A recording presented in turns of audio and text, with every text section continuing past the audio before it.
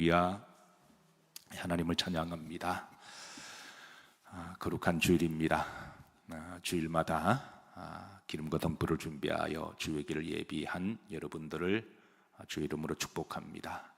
이사야 40장 3절에 보시면 이사야가 말씀하시기를 주의 길을 예비하라, 첩경을 평탄케 하라 말씀하셨고, 또 주님이 오셨을 때 그 예언적 말씀에 따라 세례 요한을 비롯하여 또 많은 이들이 또 주의 길을 예비했습니다. 그리고 주님이 십자가 달려 돌아가신 후에 부활하실 때 또 몇몇의 여인들 기름과 등불을 준비하여 주의 부활을 맞이하고 준비했습니다. 날마다 새벽 예배 드리는 분도 참 믿음이 좋으시고 또 훌륭하시지만, 특별히 우리가 이제 주일날은 주님이 부활한 날을 기념하는 날인 줄로 믿습니다. 그래서 이 날에 우리가 기름과 등불을 준비하여 또 주님을 맞이하는 그 믿음이 우리 주님이 얼마나 기뻐하시고 좋아하실까, 저는 그렇게 생각합니다. 이제 여러분들이 기도해 주시고 또 이해해 주셔서 1년에 한 번 정도 또 미국에 가서 또 아이들을 볼 수 있는 그런 시간들이 있습니다. 근데 이제 가게 되면 사실 비행기를 여러 번 갈아타기 때문에 때로는 예상된 시간에 갈 수도 있지만, 어떤 경우는 이제 또 연착이 되고 그래서 또 이렇게 불규칙한 시간에, 또 어떤 경우는 또 새벽 2시에 도착하기도 하는데요. 근데 도착할 때 참 고마운 분들이 있습니다. 어떻게 알고 공항에 나오셔서 꽃다발을 들고 마중하러 오신 분이 계세요. 참 고맙죠. 제가 미국에 떠난 지가 6, 7년쯤 되는데도 그래서 해마다 계속 나오셔서, 그래서 2, 3년 전에는 이제 제발 나오지 마시라고, 다들 바쁘시고 또 생활도 하시는 분들인데, 그래서 제발 나오지 마시라고 그렇게 했더니 정말 안 나옵니다. 지난 2년 동안은 이제 나오지 않으시는데요. 이제 그 이유가 그 몇 가정은 이제 다른 주로 이사를 가셨고 이제 나머지 분들 한두 번도 그렇게 이제 또 바쁘셔서 나오지 않는데, 이제 마음이 한결 좀 더 가벼워요. 그래서 그리고 이제 그분들이 나오시게 되면 늘 가슴에 남아 있습니다. 참 고맙고 감사한 분들이 다 남아 있고. 근데 이제 자녀들, 우리 아이들은 이제 우리 아이들도 꽃다발 들고 공항에 항상 나옵니다. 어떻게 보면 뭐 자녀들이니까 나오는 게 마땅한 일이라고 할 수가 있지만, 또 그것도 고마운 일이죠. 피곤하다고 바쁘다고 안 나올 수도 있는데, 그런데 이제 나오게 되면 또 고마운 마음을 항상 가지고 있습니다. 그래서 그런 일을 제가 경험할 때마다 이제 우리도 주님이 오시는 주일을 우리가 기억할 때 우리가 기름과 등불을 준비하여 우리가 주님을 맞이하면 주님이 얼마나 가슴속에 그 기억하고 계실까, 저는 그렇게 믿습니다. 그래서 스데반이 이 땅의 정을 다 마치고 이제 하늘나라로 갈 때 하나님 스데반에게 영적 환상을 보여주시죠. 주님이 그 자리에 벌떡 일어나서 스데반을 맞이하는, 환영하는 그런 모습. 스데반이 사라진 전에 늘 주의 길을 예비하고 또 평탄케 하고 주님을 맞이했기에 주님도 그것을 기억하시고 하늘나라에서 벌떡 일어나셔서 그 성도를 맞이하듯, 우리도 이제 물론 매일 새벽 나오시는 분들은 참 믿음이 좋으신 분들이에요. 그러나 이제 다른 날은 몰라도 주일날만이라도 우리가 주님의 부활을 기억하고 기념해서 기름과 등불을 준비하여 그렇게 맞이하는 여러분들에게 하나님이, 우리 예수님이 그 마음에 따뜻한 마음을 가지고 기뻐하시고 또 좋아하시리라고 저는 그렇게 믿습니다. 그래서 앞으로도 하나님께서 여러분들에게 건강의 복을 주셔서, 사실 건강하지 못하면 새벽 예배 나오지 못하거든요. 그래서 아파서 못 나오노니 건강하고 1시간 나오는 게 더 복이다. 믿으시면 아멘 하세요. 그래서 건강하시고, 그래서 하루를 새벽 예배 기도와 또 특별히 주일날은 웬만하시면 이제 꼭 주의 길을 예배하는 여러 성도님들이 복인 줄로 믿으시기를 주의 이름으로 축복합니다. 잘 오셨습니다. 자, 말씀을 이어서 갑니다. 우리가 지난번에 말씀에 이제 육체를 따르는 삶의 특징과 결과가 어떠한지를 이제 4가지를 살폈습니다. 다시 한번 우리가 기억하고 이제 그 다음으로 넘어갑니다. 자, 첫 번째, 육체의 무엇을 이루고자 하나요? 욕심. 육체의 욕심은 나이브하게 말하면 원죄의 그 죄성을 이야기하죠. 우리 속에 있는 어떤 원죄의 욕심을 이루고자 하는 그런 삶입니다. 두 번째, 성령을 거스르는 삶입니다.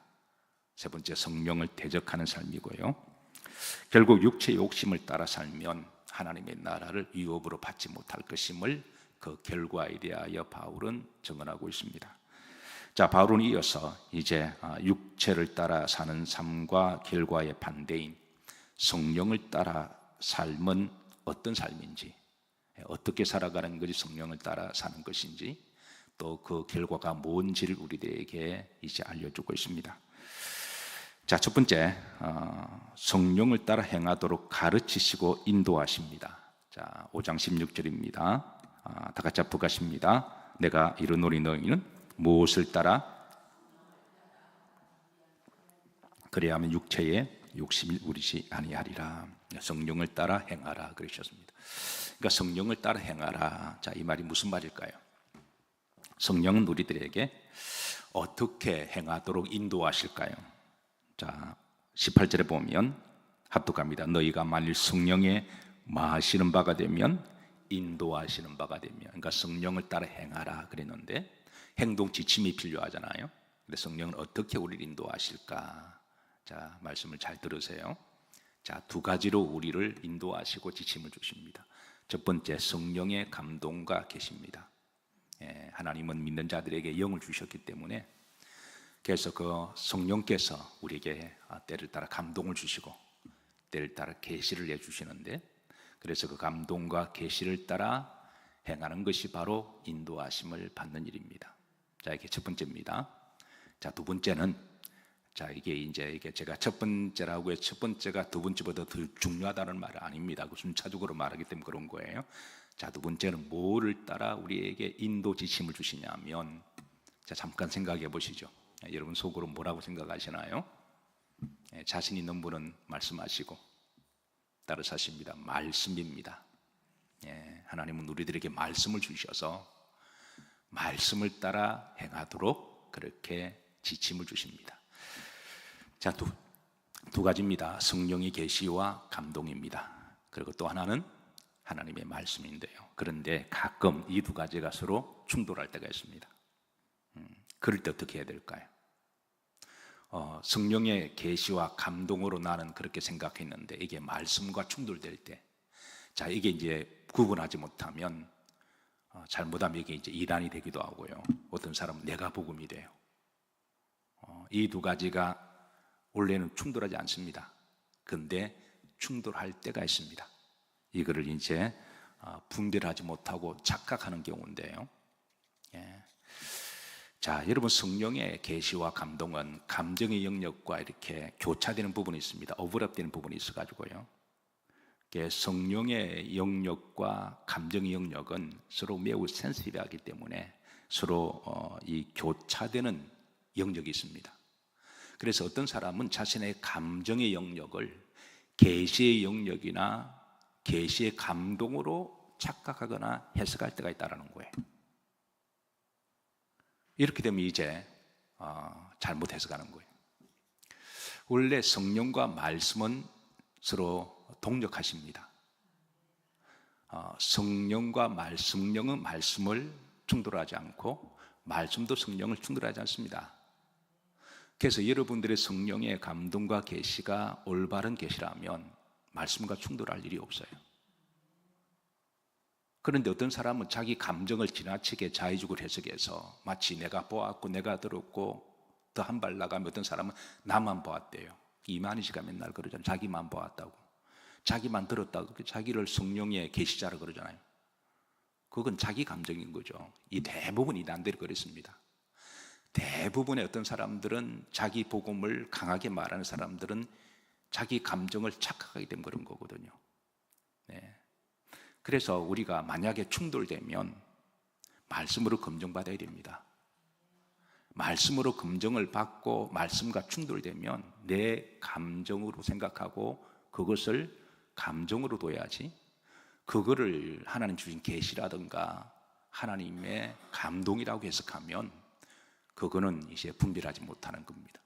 예, 그래서 성령의 계시는 말씀과 동력하신다. 그리고 내가 성령이 아무런 감동을 받았다고 할지라도 말씀으로 검증받아야 돼요.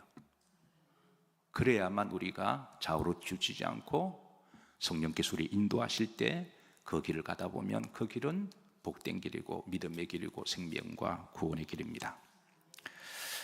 사랑하는 성도 여러분, 하나님 우리들에게 성령의 인도함을 주실 때 개인적으로 성령의 감동과 계시도 주시지만 말씀을 주심을 꼭 기억하시고, 그래서 말씀을 따라 검증하시고 또 말씀을 따라 잘 순종하시고 나아가시다 보면 성령의 인도하심을 받게 됩니다.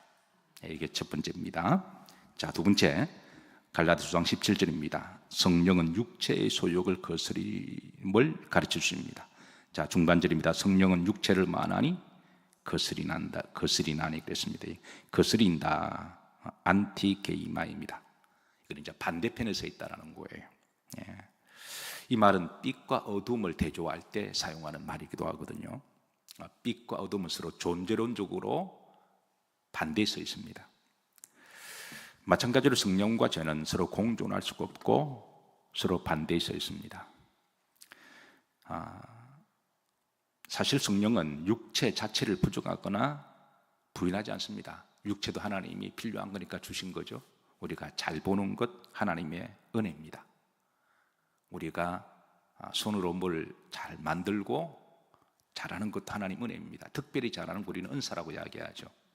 네, 발도 그렇습니다. 잘 걸어다니고 특별히 발 제조가 좋은 사람을 잘해서 축구를 잘하거나 뭘 잘하면 우리 은사 기프트라고 이야기하죠. 여기에 말하는 이제 육체는 원죄의 죄성을 이야기합니다. 그러니까 성령은 거룩한 영은 깨끗한 영이신데 더러운 영과 더불어 존재론적으로 이거는 본질이 다르다라는 거예요. 그러니까 육체를 자체를 부정하는 게 아닙니다. 예, 그래서 그 죄를 반대에 서 있다라고 이야기하십니다. 세 번째, 육체의 욕심의 미혹을 따라 살지 않는 삶입니다. 자, 17절입니다. 흐름절입니다. 이들이 서로 마음으로 대적함으로 너희가 원하는 것을 하지 못하게 하려 합니다. 그러니까 이 죄성은 성령이 하는 일을 하지 못하도록 죄의 기질로 자꾸 나를 이끌어가고자 합니다. 또 성령은 또 죄대로 살지 않도록 나를 자꾸 이끌어가고자 합니다. 그래서 우리가 죄의 기질로 계속 이끌어가면 그 사람 나중에는 죄의 결과를 그 심판을 받게 될 것이고, 그리고 성령을 따라 계속 이렇게 살아가면 그 사람은 영에 속한 사람이 될 것입니다. 그리고 자신도 모르게 점점 이제 하나님부터 가까이 가고 또 믿는 사람으로 성장과 성숙을 경험하게 될 것입니다. 만약 예수님을 몇십 년 믿었는데 내 인격과 영성의 믿음의 변화가 없다, 그러면 자신의 믿음을 근본적으로 점검해 보셔야 돼요. 그 누가 나를 점검하는, 스스로 점검해 보셔야 됩니다. 영의 사람은 반드시 영적으로 자꾸 인도하는 영의 관성의 법칙이 있고, 또 죄도 마찬가지로 관성의 법칙에 있어서 이렇게 서로 대적함으로 서로 이끌어가고자 하는 것이죠. 자, 바울은 이어서 이제 이 둘이 서로 대적함으로 서로 이제 이끌어가고자 하는데, 자, 육체의 죄의 본성은 자 19절입니다. 자, 분명하다. 자, 이렇게 이끌어간다. 자, 음행과 더러운 것과 호색과, 자, 표시된 부음은 다 같이 읽습니다. 우상 숭배와 주술과 원수 맺는 것, 분쟁과 시기, 분냄과 당 짓는 것, 분열함과 이단과 투기와 술 취함과 방탕과 또한 그와 같은 거리라. 그러니까 이외에도 많이 있지만, 자, 대표적으로 이제 예시를 들어줍니다. 자, 이런 일을 하는 자들은 자, 후렴지를 보시면 어디를 받지 못할 것이다? 하나님이요. 다른 말로 하면 천국 못 간다는 거예요. 구원받지 못한다는 거예요. 어떤 사람 가끔 이런 말 합니다. 예수님 믿으면 구원받는다면서요. 맞습니다. 근데 제대로 믿어야 구원받습니다. 지 감정으로 지가 믿는다고 우리가 믿는 것을 확정해 주시는 분은 누구세요? 하나님이십니다. 근데 지가 지 감정으로 나 구원받았네. 그건 지 감정인 거죠. 구원의 주권은 하나님께 있는 거잖아요. 그리고 우리가 진짜 예수 믿는다면 실제로 영에 속한 사람으로 서서히 살아가도록 되어 있습니다. 이런 일을 버젓하게 하면서 나 교회 다니고 나 구원받아서 그건 지 감정이죠. 그 말씀과 배치되는 거잖아요. 성경은 말씀하죠. 이런 것들을 하는 사람은, 습관적으로 하는 사람은 천국 못 들어간다. 분명히 말씀하시잖아요. 예수님을 믿으면 구원받습니다. 그런데 어떻게 믿어야?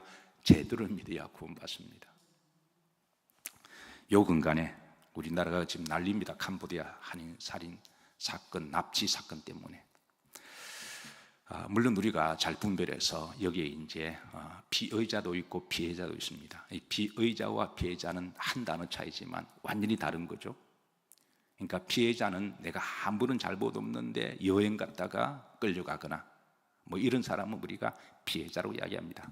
근데 피의자는 그들의 미끼를 물었을 때 대부분이 그렇잖아요. 일확천금, 대포통장을 만들어 오면 그 대포통장 만드는 것도 불법이잖아요. 만들어 오면 하나에 1,000만, 2,000만 원 준다 그러니까.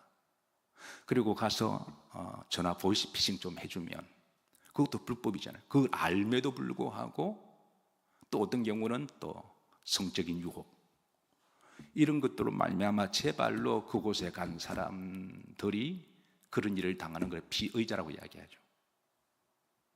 그래서 필리핀에 캄보디아 선교하시는 한 선교사님들이 백방으로 헌신하고 노력하시면서 이게 오래전 일이라고 이야기하죠. 이 활동을 하시면서 피를 토하는 심정으로 두 가지를 부탁합니다. 제발 속지 마라. 두 번째, 제발 오지 마라. 근데 온대요. 오지 말라고 그렇게 말해도 온대요.